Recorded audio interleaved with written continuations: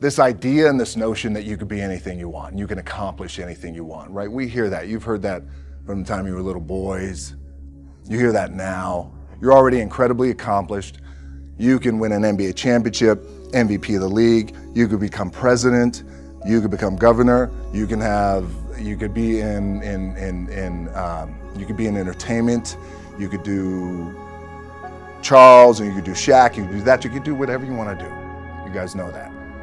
The thing that has worked for me is to remember the hard times. So, and I'm sure you guys all have your processes. And again, I'm going to tell you what worked for me. So before a big movie comes out, before, back in the days when I was wrestling with WWE, a WrestleMania match, anything big that would happen, I would always take a moment and I'd just remind myself, all right, I was evicted when I was 14. We were kicked off the island. We couldn't live in Hawaii. Had no place to live. A lot of shit happened then when I moved to Nashville. I was arrested multiple times by the time I was 16 years old. Like, I remember that. If I were playing on this team, which my skills are, what's that term? Oh, the shits. So I would play. But before I lace up, before I get on the court, before I play in these big games, before I go to the Staples Center, where history is there, those are historic walls there at the Staples Center. I would remember that, and it allows me then to be present in the moment and understand, holy shit, the stuff I have around me right now, this is the shit that I dreamed of when I was a kid. I am here. I played for University of Miami, played for great teams. Warren Sapp, Ray Lewis, they were my teammates. They were balling. Warren Sapp was playing tight end at that time. I was starting defensive tackle. Yeah. They moved him over to D-line. And he looked at me, he's like, yo, dude, I'm gonna take your spot. And I said, you ain't taking my spot. He said, I'm gonna take your spot. I said, no. We battled, and he took my spot. You can imagine how that fucked with me, because there goes my opportunity. He went in, switched to defensive tackle, lit the world on fire. But what that did, it crushed me, it crushed my dreams. I had a piss poor senior year, zero production, no NFL, no combine invite, nothing. Finally went to the CFL, Calgary Stampeders, making $250 a week Canadian. I had to send that shit home to my wife at that time. I had no money. So I remember that. When I got cut from Canada, I had $7 in my pocket. And I always tell that story. So now my production company is $7, advertising agency is $7, everything is $7. So I always remember that. What helps me is to keep the hard times in the front of my mind, because it allows me to go into these big moments that I've worked my ass off, and you guys have worked your ass off. It allows me to go into these big moments with a different perspective. What it also does for me, and again, this is what works for me. Like, I keep my back, excuse my language, my back is up against this motherfucker.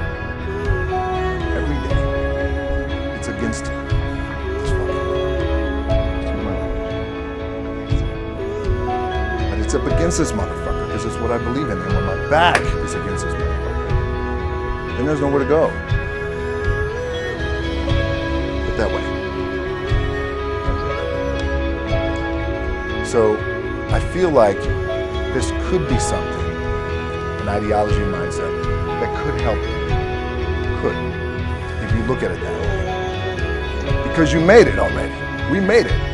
We're successful boys, and we're lucky boys to be where we're at. You guys made it. Everybody's rich in the room. Nobody's gonna get evicted anymore. Anything you got, there's no more money problems. Right? You got a lot of hands out there.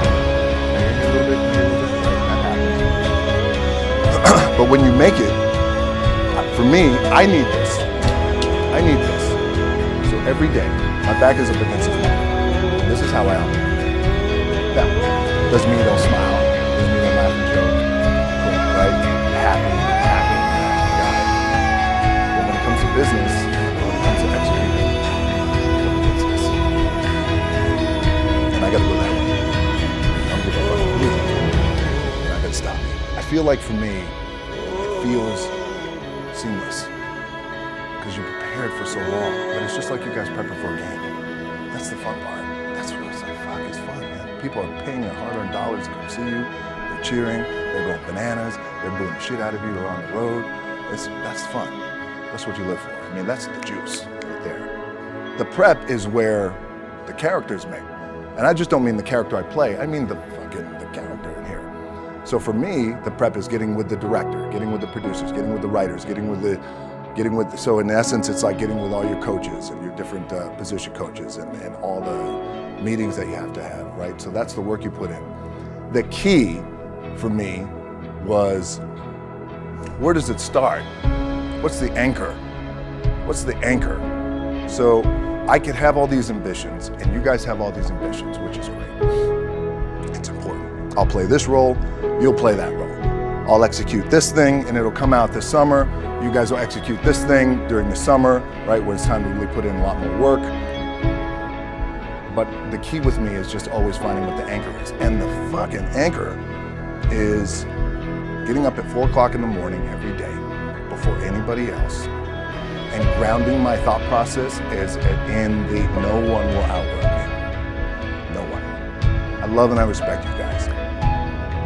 Motherfuckers will outwork me. I'll start with this. 2 hands. The anchor for me has always been the work in terms of the weight room training. So when I first started wrestling, I was 6 years old, rolling on the mats with my dad. My old man, a lot of you guys won't know this. Yeah, Rocky Johnson. My old man was Rocky Johnson. He was the first black WWF at that time. First black WWE tag team champions with Tony Atlas back in 1983. My uncles were wild Samoans. I come from a long line of pro wrestlers. But before the wrestling part happened, I was just in the gym putting in the work. At 6 years old, rolling around on the mats. And finally, when I could touch weights at 13, that's what I was doing. But the weight part for me and the gym part has always been, has to be the anchor. Look, at the end of the day, like again, it's the kind of stuff that I talked about at top is I have to hold on to my dad in his pickup truck came down 4 o'clock in the morning, picked me up in Miami from Tampa. We lived in a little shitty apartment in Tampa. He drove down in his little pickup truck to Miami to get me when I was cut from the CFL. I was driving up I-75. I don't know if you guys are from Florida. Any of you guys, I-75 is like, especially down in Florida, Alligator Alley. I'll never forget it. It's 4 o'clock in the morning. And I thought, well, I leave home like you guys left home. I'm ready to tackle the world, to get after it, achieve my dreams and goals. Fucking crushed by 22, 23 years old. Now I gotta move back in with my mom and dad. I played on great teams though. Wait a second, this is not supposed to be my future. I'm supposed to be in the NFL right now. I'm supposed to be making a lot of coin and buying my parents shit, buying me shit, taking care of my wife, but it never happened. So I pulled out my wallet, I thought, well, let me see how much money I had. I opened it up, I had a 5, a 1, and change. I'm not fucking around, and well, at least I rounded up to $7. But I thought, God, ain't this a bitch? I got $7 in my pocket. Where the fuck do I go now? What do I do? I can't go back to CFL, because you know, point comes where you hear that voice, big run's over. Like, you're done, right? So I heard that voice. So as Coach was saying, man, I hold on to that shit. I'm telling you, I keep my back is up against this motherfucker. We laugh, we joke, we have a good time. Press is always fun to do. Sometimes you got to make it fun. That's another thing. You got to do your best to make press fun if you can. But my back is still up against this motherfucker. I do not forget it. What this also helps me do, and again, it works for me, is at some point, you got to be fucking tired of not being number one. You have to be, and you got to fucking play angry. And I play angry. Now, I'm cool and calm with my approach. And when I step out on my field, which is a set or, you know, like, there's some, and you're always gonna have haters, and haters are like, well, damn man, how many movies are you gonna make, or how much shit are you gonna do? Like, you do a lot of shit. I say, yes, it's my ambition. Of course, why not? I could do it. Yeah, I love what I do. And not only that, but in what world do we not work every day? Doesn't mean, it's just like you guys in the off season. You gotta work every fucking day. Doesn't end. My back is up against this thing, you know, and I started to play angry, by the way, and I still play angry. My last match, Brock Lesnar, transitioned, and I realized if I had to be great at something, I wanted to be great in this world of Hollywood and movie making and producing and entertainment, I had to commit, and like you guys have to commit. Obviously, you commit to something, commit to the goal. What makes people different is a flip in their fucking mindset. All those things that happen to you in your life, all those bad things, all those things that you blame other people for, they're now yours to own. You gotta figure out a way to reprogram your mind to get outside the box. A lot of people will listen to this and they'll be motivated. They'll be fired up. They'll be so fired up it's not even funny. Motivation is just kindling. It starts to fire. But that kindling, once one raindrop hits that little kindling, it's burnt out. It has to be something that's deep down inside. So motivation is like this. If you're married and your wife is okay and your bills are paid and the kids are good and the dog's good, if everything is good, you can find some motivation. It's why your life is happy.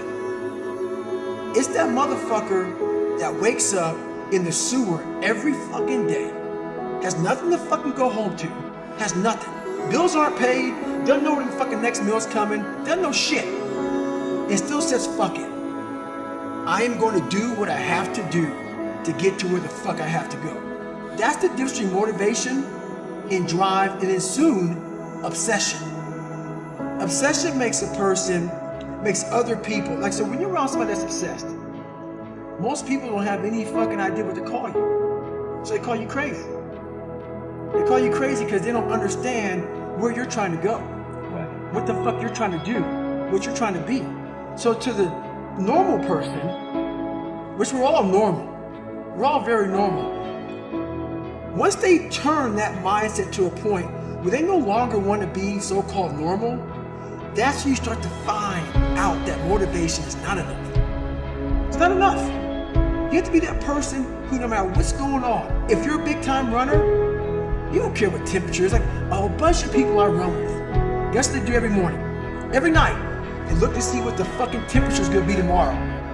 Right. What's the temperature gonna be? So am I gonna run inside or gonna run outside? A person that's obsessed and wants to just get there, they don't give a fuck what the temperature is. They no longer care, because they know no matter what's out there, no matter if it's snowing, if it's a damn tropical storm, if it's 220 below, they're gonna run. They don't care.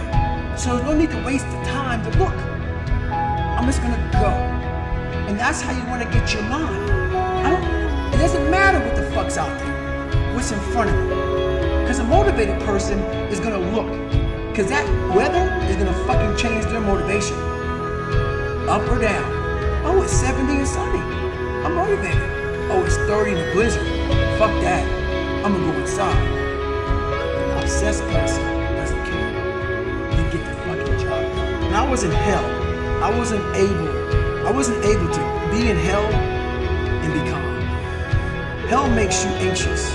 Hell makes you want to get out of it. It's that person who has the ability to be in hell and think very calmly, very rationally about what the hell is going on.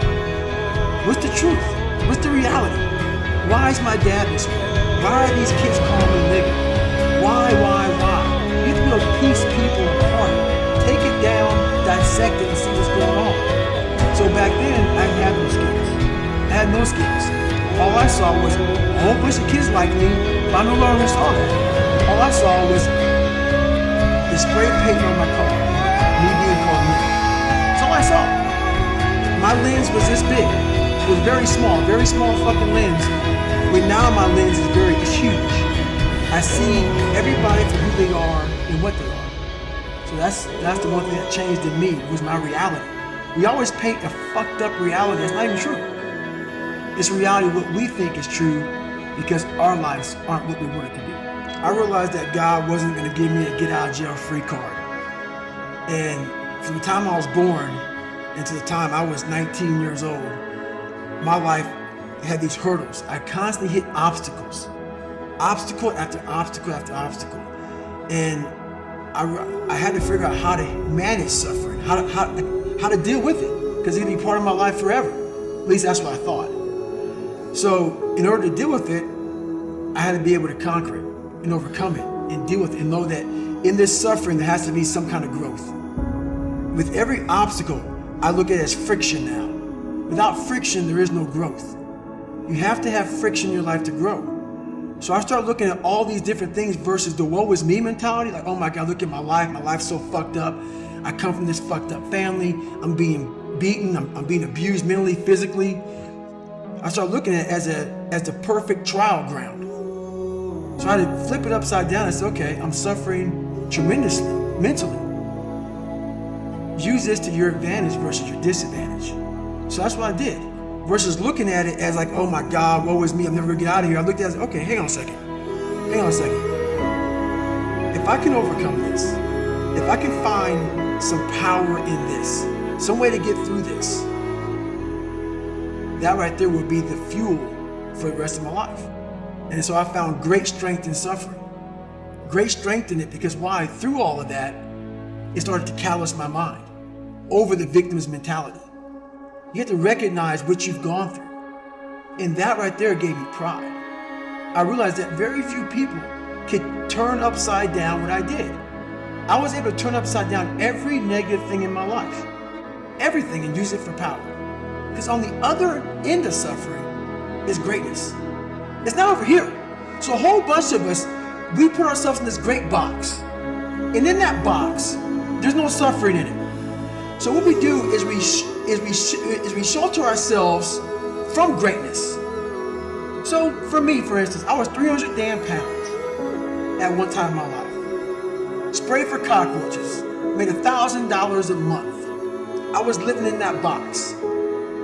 I would sometimes look over the box and I saw hell, suffering, storms, avalanches, tornadoes. I don't want to go over there, but I knew if I can get through that shit mentally, on the other side was a 185-pound person who's a Navy SEAL, went through Ranger School. Only person to do this, only person to do that, only person to do this. But that's through all of that shit. All that shit I have to go through. So you peek over the box and you go back in and say, oh, I'm okay being 300 pounds, making $1,000 a month. I'm okay over here. Because that hurdle is suffering. It's suffering. And when you're willing to go past suffering and see that suffering is one of the best ways you can grow, that you can overcome, because you can suffer for the long term. You can suffer slowly, or you can go through pain and then experience what's on the other side. And on the other side is where you start to really start your journey. So when someone says, no, this is a stupid idea, you in your mind, you don't have to say it, but in your mind just say this, fuck you, you're an asshole. What do you know? Don't listen to the naysayers. Don't listen to the naysayers. Everything I ever did, the thing that I heard out of people's mouth was, that's impossible. That can't be done. Or no.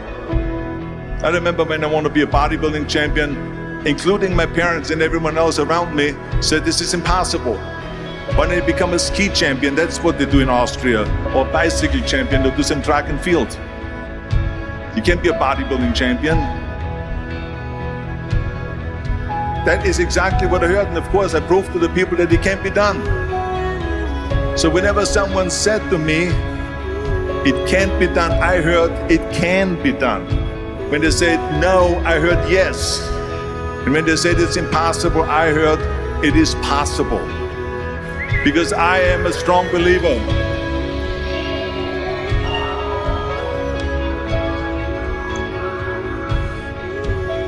I'm a strong believer what Nelson Mandela said, that everything is always impossible until someone does it. Well, I'm going to be the one, I said to myself, I'm going to do it and I'm going to show it to them. Maybe it has never been done before. That's perfectly fine with me. But I'm going to do it. And I did not listen to the naysayers. No, and it can't be done, it's impossible. And I remember then the same thing happened also when I'm into the show business. Can you imagine, I was now a bodybuilder, I weighed 250 pounds, I was Mr. Olympia 6 times, I was Mr. Universe 5 times, and Mr. World and Mr. International. I won 13 World Bodybuilding Championships all together, and now I said to the agent, the Hollywood agent, I want to get into movies. She said, that's funny, Arnold. I ask a studio executive, I say, I want to get into movies. I want to be a leading man. He started laughing. So they all say it's impossible. I said, why is it impossible? He says, because look at how big you are. You weigh 250 pounds. Your accent, I said, your accent, I mean, it will go give people goosebumps. With the German accent, it will get people the creeps. I'm Hercules. So you told me. No man is superior to Hercules. They will get scared. He says, no one in Hollywood ever has become a leading man that had an accent. Doesn't happen. They said, no, you see, it's impossible. And plus your name who can pronounce Schwarzenegger or something like that. I do not want to touch his ass. I want to make him talk. No one can pronounce that, so forget about it, Arnold. This is the kind of thing that I heard. Imagine, you go from studio executive to studio executive, from agent to agent, from manager to manager, and they all said exactly the same thing. But that's very encouraging, isn't it? But you know something? I didn't give a shit. I didn't.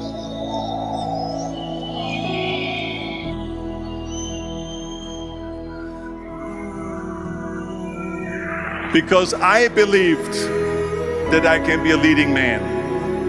And after I did Conan the Barbarian, the director at the press conference said to the press, he said to the press, if we wouldn't have had Arnold, we would have had to build one.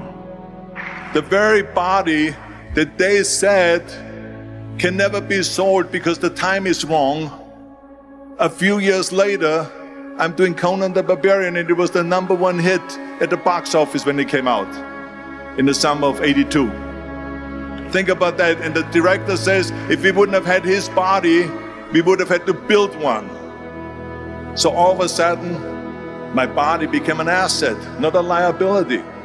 And the same thing was with Terminator. After we were finished filming Terminator, Jim Cameron said to the press, if Arnold wouldn't have had that accent and talked like a machine, listen to me very carefully. I think the movie wouldn't have worked. So think about that. The body and the accent that they attacked was an asset. But I didn't listen to those losers. You cannot listen to the naysayers. So this is a very important lesson for all of you.